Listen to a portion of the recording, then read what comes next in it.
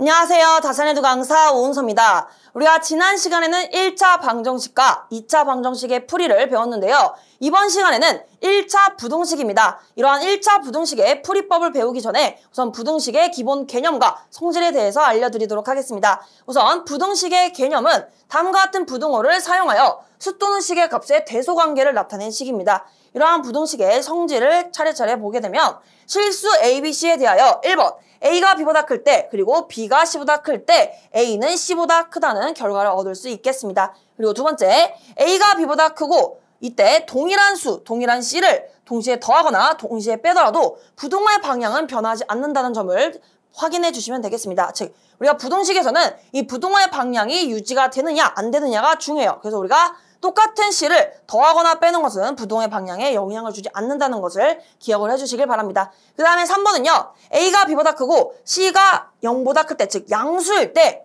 이 A와 B의 동시에 C를 곱하거나 나누더라도 우리가 부등호의 방향은 변하지 않습니다. 그래서 제가 노란 색깔로 부등호 방향은 그대로이다. 제가 중요해서 이렇게 노란 색깔로 써왔어요, 여러분. 이렇게 3번을 기억을 해주시고 4번은 A가 B보다 클 때 C가 0보다 작다면, 즉 마이너스일 때, 즉 음수라면 A와 B의 동시에 C를 곱하거나 나눴을 때 부등호의 방향이 반대로 바뀝니다. 원래는 A 쪽이 컸었죠. 근데 C를 우리가 곱하거나 나눴더니 부등호의 방향이 반대로 바뀐 것을 확인할 수 있겠습니다. 그래서 이렇게 노란 색깔 부분, 우리가 C가 양수일 때는 부등호 방향이 그대로이고 C가 음수일 때는 부등호의 방향이 반대로 바뀌는구나. 이것을 꼭 기억을 해주시길 바랍니다.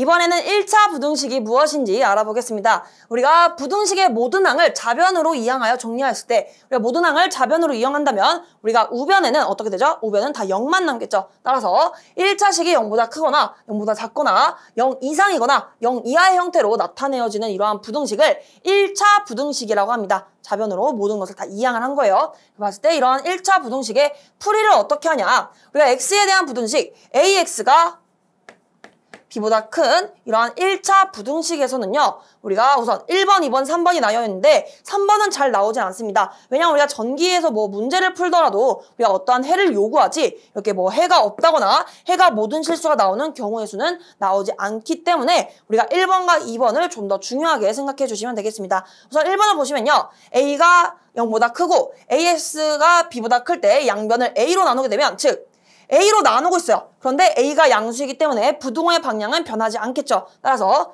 이 해당 식에서 A로 나누게 되면 X, 그리고 우변은 A분의 B가 되고 이때 부등호의 방향이 바뀌지 않는다는 것이 가장 중요합니다. 그리고 2번을 보시게 되면 이번엔 A가 음수일 때입니다.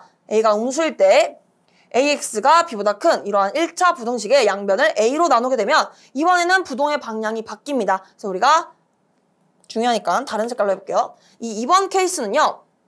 AX가 B보다 큰데 A가 음수인 경우에요. A가 음수인 경우에 동시에 나눴더니 이때는 부등호의 방향이 이렇게 바뀐다는 것을 의미하는 거죠. 그래서 X가 A분의 B보다 작다 이렇게 나타낼 수 있겠습니다. 그 다음 3번은요. 우리가 여기서는 그렇게 중요하진 않은데 설명은 드리겠습니다. A가 0일 때 B가 0 이상이면 해는 없다. B가 0보다 작으면 해는 모든 실수이다 라고 나와 있는데요. 이걸 어떻게 해석해 주시면 되냐면 A가 0이다. 즉 여기서 A가 0이라는 것은 0 곱하기 X가 B보다 크다는 이러한 1차 부등식을 만족하는 X를 구해야 됩니다. 그런데 이때 B가 0 이상이면 어떻게 되죠? 이미 이 값은 0이에요. 그쵸? 근데 B가 0이거나 0보다 큰 값입니다. 즉 여기서 만약에 B가 0이면 어떻게 되죠? 마치 0보다 0이 크다는 이런 말도 안 되는 부등식이 생기게 되는데 이게 안 된다는 겁니다. 그래서 이게 0일 때도 안 되고 예를 들어 뭐 B가 3이더라도 이미 여기 자변의 값은 0이기 때문에 0이 3보다 클 수는 없습니다. 따라서 이를 만족하는 X값이 없다는 것이 우리가 B가 0 이상일 때는 해가 없다. 이러한 표현과 같은 말입니다. 그럼 더 나아가서 이번에는 B가 0보다 작을 때, 즉 음수일 때입니다. B가 뭐 예를 들면 마이너스 4라고 할게요. 여기 자변은요 0 곱하기 X라서 어떠한 수를 곱하든 간에 X에 어떤 값이 들어오든 간에 0 곱하기 어떠한 값은 항상 0입니다. 그래서 여기 자변이 0인데 B가 음수예요. 그래서 우리가 음수는 0보다 항상 작죠. 따라서 이 1차 부등식을 모든 수가 만족하는 것을 알 수 있어요. 따라서 여기서는 B가 0보다 작을 때는 해는 모든 실수이다. 이렇게 정리를 한 것입니다. 그런데 우리가 챙겨야 할 것은 이 부등호의 방향이 양수일 때는 안 바뀌고 우리가 음수일 때는 바뀌더라. 이것을 주목해서 봐주시면 좋을 것 같습니다. 그럼 1번 문제부터 볼게요. 지금 보시면 우선 괄호가 있죠. 괄호를 풀어주셔야 됩니다. 마이너스 3을 이렇게 분배해주시고 여기도 마찬가지로 마이너스 2를 이렇게 분배해보도록 할게요. 우선 해주시게 되면 마이너스 3x 플러스 6 그리고 분호 방향은 이렇게 주어졌고요. 2x 그리고 마이너스 6 플러스 x가 되겠습니다. 이때 제가 이식부터 정리를 해볼게요. 그러면 좌변은 그대로 마이너스 3x 플러스 6이 되고요. 우변은 2x 플러스 x니까 3x 그리고 마이너스 6이 됩니다. 이때 제가 우변에는 x를 남기고 좌변에는 상수만 남겨보겠습니다. 그러면 동시에 제가 어떻게 할 거냐면 좌변에 플러스 3x를 하고 우변에도 플러스 3x를 하겠습니다. 이렇게 동시에 더하는 것은 우리가 부등식의 이 부등호의 방향을 변화하는데 영향을 끼치지 않습니다. 덧셈과 뺄셈은 영향을 주지 않고 곱셈과 나눗셈일 때 그 나누는 수나 곱하는 수가 양수인지 음수인지에 따라서 이 부동의 방향이 결정되는 것이지 이 덧셈과 뺄셈은 상관없습니다. 그래서 여기서는 이렇게 없어지는 것을 알 수 있고 이때 제가 또 동시에 플러스 6을 해볼게요. 그러면 이렇게 사라지겠죠. 그러면 이 좌변에는요 6과 플러스 6이 남기 때문에 12가 됩니다. 그리고 여기는 3x 플러스 3x 그러니까 6x가 되겠죠.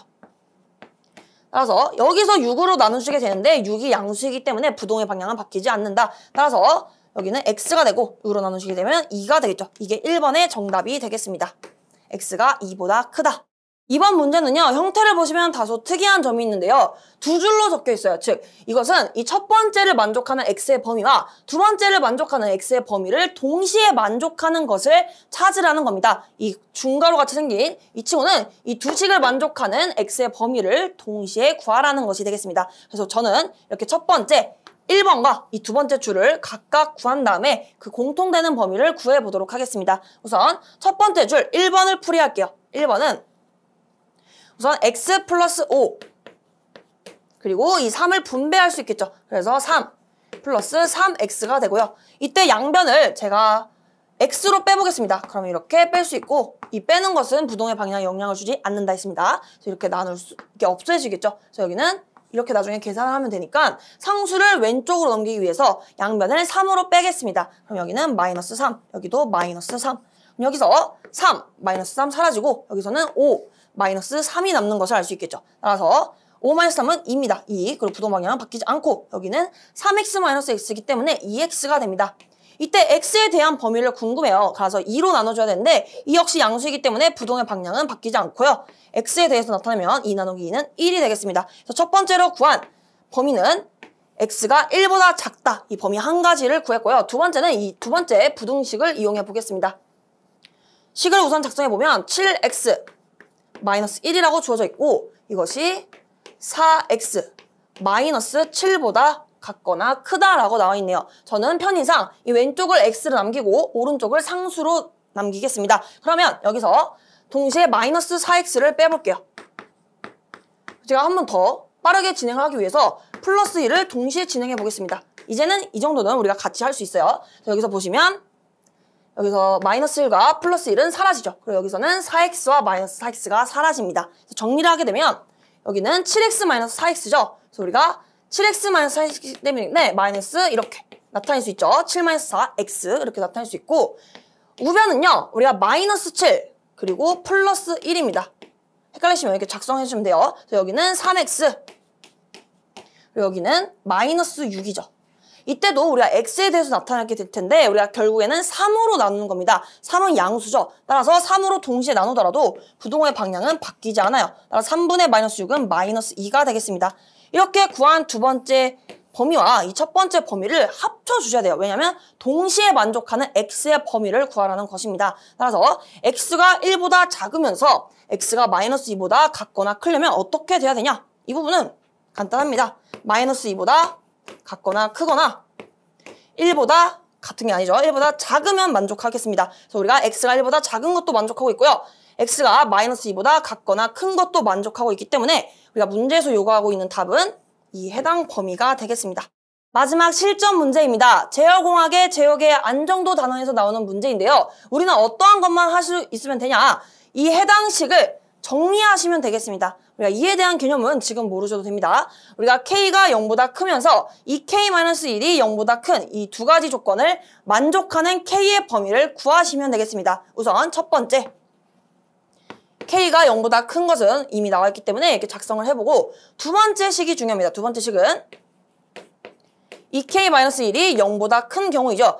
1번과 2번을 동시에 만족하는 K의 범위를 우리가 구해야 되는데 K가 0보다 큰 것은 이미 결정이 되었고 이 친구만 좀 정리를 해주면 되겠네요. 이 친구는 이 K는 1보다 크다 이렇게 작성할 수 있고 이때 동시에 2로 나눌 겁니다. 그러면 이때 2가 양수이기 때문에 부동호 방향은 바뀌지 않겠죠. 따라서 K는 2분의 1보다 크다는 이러한 결과를 얻을 수 있겠습니다. 따라서 이것과 이것을 동시에 만족하는 K의 범위를 작성해 주시면요. 지금은 잘 안 와닿을 수 있어서 이렇게 수직선을 그려보겠습니다. 우선 여기가 0이고 여기가 2분의 1이라고 할게요. 이 첫 번째 식은 K가 0보다 큰 경우입니다.